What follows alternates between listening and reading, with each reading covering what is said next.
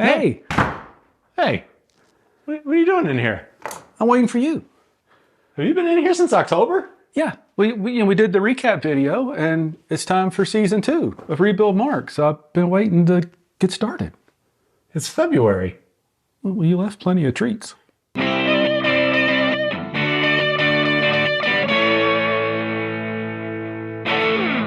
Well, hey there, friends and neighbors. It's Dan Cavallari, slow guy on the fast ride. We're back. We're back. It's been months. We Months. took a hiatus, and the last time we chatted about Rebuild Mark, which is the series. This is season 2. Dose. No, that's 4. That's 4. Dose. It was like 8. Stereo. Yeah. Last time we chatted was the very end of season 1, and you had finished the race. Well, you hadn't finised the race, actually. D-Ray. Unbound, we're talking about. Yes, Unbound Gravel. You made it how many miles? 79. 79. And why did you not finish? Well, it's a variety of reasons. The mud got me. Yeah. Bloody heels. Couldn't make the time cut. So that kind of put a kibosh on season 1. It did. But you had a lot of fun. Well, I had fun and partially accomplished the goal of getting off the couch and getting back on a bike last year. I did that and lost a little bit of weight, which wasn't necessarily the goal, but I felt healthier. That helped me get some health things in check. But then I lost the plot again. And so Rebuild Mark did not fully rebuild Mark. I got work to do. So we're rebuilding Mark. That doesn't flow well. We're going to rebuild Mark season 2. Season 2. All right. So season 2, Unbound Gravel, you're doing the 200 again. Yep. And as crazy as it was, right after we did that last recap video, heels bloody, I booked a hotel room in Emporia because I just knew it was going to happen, and got in the lottery and got in through the lottery this year. Cool. And no reason to stop. So unfinished business. Unfinished business. The goal this year is to... Well, remember in the recap you said, if you did it again, would you do the 200? I said, no, I do the 100. How do you feel about that choice now? In retrospect, I could not have made a different choice because that's just me. But it would have been smarter to ride the 100. Yeah. So I signed up for the 200. Of course. Because that's the unfinished business. I think I would have finished the 100 even with the mud and bloody heels. But the heels got better. They healed up. Got new shoes. Actually, I do think I blamed the shoes last time and the walking. Actually, I think it was the socks. Because I love those socks and I wear them all the time. But I do think the knit is what caused some of that. Also slogging through, what, 4 miles of mud. Yeah, so. Yeah, that doesn't do anything good to anybody's heels. Okay, so Unbound 200 this year. Now, tell us what you've been doing since our last video. Well, I kept riding and then I stopped. Around August, we did a long driving trip back home to see family. And when I got home, it just all fell apart. So by December, all that progress was undone and it was just uncomfortable. But I knew, I could just feel that I'd get into the lottery to Unbound. I was excited to get back to it. And so my wife and I both started working on things, she had already been working on it. I joined back in. So got some weight off. I've already made progress. Core strength's pretty good. Have not been on a bike in months.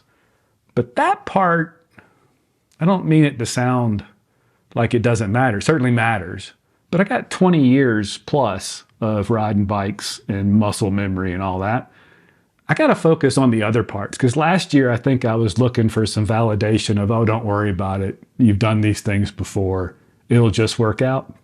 It's not just going to work out. So I'm less concerned about getting right on the bike and more concerned about the physics of things because 200 miles, which I think close to 10,000 feet of climbing, the weight matters. And I don't want it to sound like you can't get on a bike if you're not trim. You certainly can, you certainly should.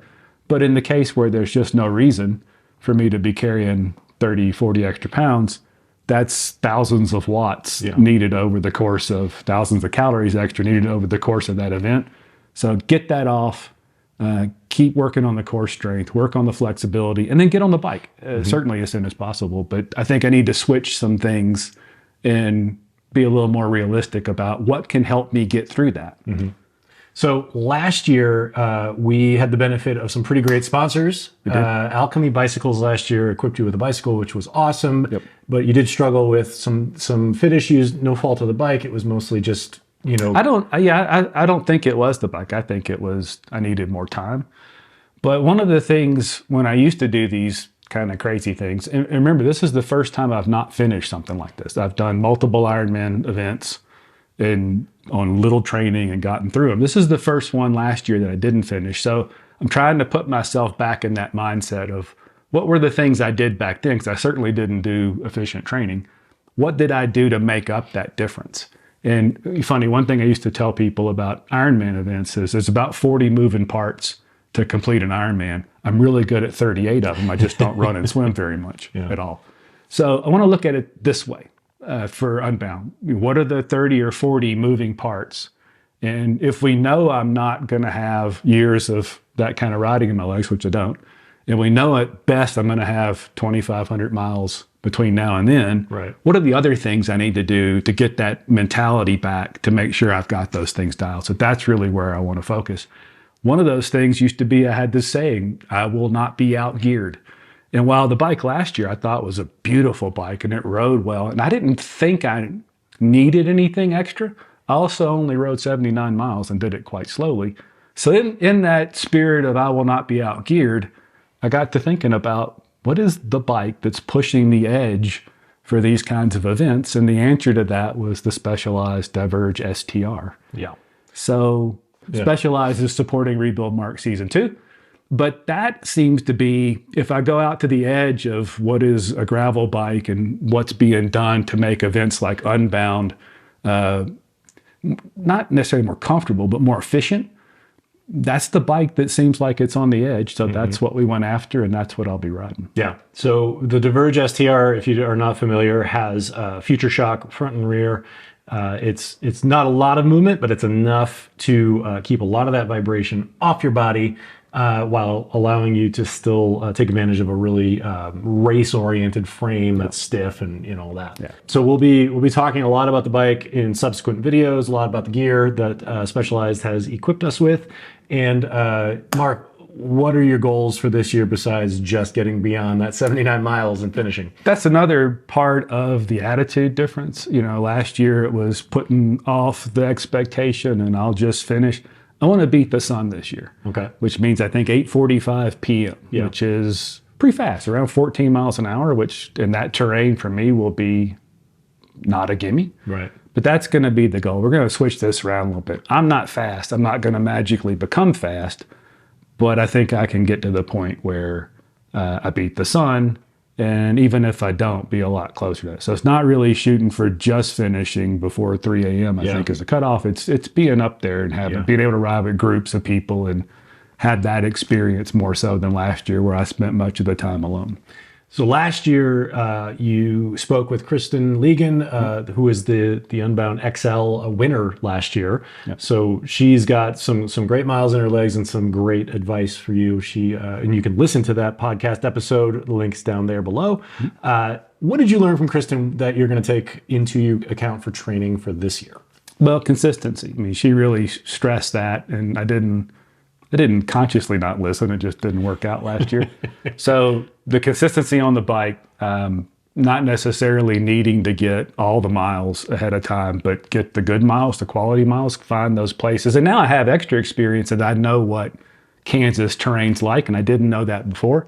So I know exactly where to go here on the Colorado Front Range and up into the mountains to find that. I'll go find that and spend more time on that. And then also the biggest thing she stressed was, don't forget to eat. It's not that you can't come back from that deficit given you have so long, but it is hard to come back, and you're a much happier cyclist if you don't ever get in that hole in the first place. And I do want to mention Chris Case from Ultra Exploration helped us out a lot last year with some routes to get training. You're probably going to start indoors, but then you have some routes here in the Front Range of Colorado to get ready. What are you looking for in those routes? When you're out there training, what do you think is going to translate directly into your Unbound success? Rough. I need to go find the bumpy stuff. And I know where that is. And so that's going to be a big difference. Also mileage. Last year, I think before the event, 60-ish was the furthest I'd ridden. So I rode more on race day than I had any training day. Got to flip that switch. I'll still end up riding. I won't ride 200 in one shot before then, but I got to get multiple centuries in on that rough terrain. And preferably, it's a little cool still right now in Colorado, but preferably by April and May in the heat, because we're going north out of Emporia this year. And there's still always a chance of mud, but historically it's more about the heat and the ruggedness of the terrain. So I got to combine those things so I'm ready. Last year was a very muddy race. It rained a lot. That meant a lot of tweaks to the bike during the race and probably before. I do want to thank Feedback Sports for supporting us last year and again this year. As you can see, we've got some Feedback Sports tools here, and they are equipping us for this year as well. So thank you to them. Always be prepared, as the Boy Scout motto says. One thing that I thought was very cool that I've seen on some bikes is people are carrying paint stir sticks. Yeah. Tell us why that matters. Well, first of all, it matters because that mud, they say peanut butter mud, but honestly, go open a jar of peanut butter and stick your hand in it. It's exactly how it behaves. It sticks to everything. A local that I met before last year's event said, whatever you do, when you see the mud, get off your bike. Don't ride it. None of the locals ride the mud. The paint sticks are to pick the mud and chunk the mud out between the frame and the tires and between the cassette cogs. Anywhere you can. Now, I'll do you one better. Melissa, my wife, much better idea. She bought me a small spackling knife, plastic spackling knife, and then a little tool that you clean grout with. Okay. So both of those were small. They fit in the side pockets of the bibs I was wearing. Yeah. And so the wood, great, but wood and metal don't mix. This thing was durable, let me get all the gunk out. I didn't have a lot because I followed that advice when I saw the mud. I got off the bike, but there's always going to be some. Sure. Yeah. At the expense of your heels. Yes. Yeah. All right. So we've got a lot going on, a lot of storytelling to go over in the next few weeks. Mark is going to be going over the gear that he is going to be using for Unbound. He's going to go over his training. We're going to have all sorts of great content for you right here on Slow Guy on the Fast Ride here on YouTube. And of course, if you want to see more content, slowguyonthefastride.com. We'll get some stuff up on there as well, some resources for you. We want to hear from you. This is a group project, as it were. It was last year, and Mark could use encouragement, and he wants to encourage you too. This is not an impossible goal. Regardless of what condition you're in now, you can do it. And so we're going to put that to test again this year.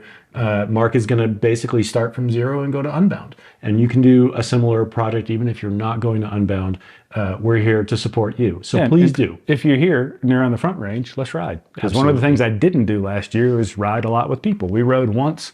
I rode with a friend of ours once. The rest of the time was solo, and that was not as much fun. Yeah, let's make it fun. Let's make it fun. Yeah. Well, Mark, good luck. I'm sorry you've been waiting in my garage since October. It's cold out here. I'm happy to be back with you in the garage. I'm stoked to see what you can do at Unbound this year. I'm excited.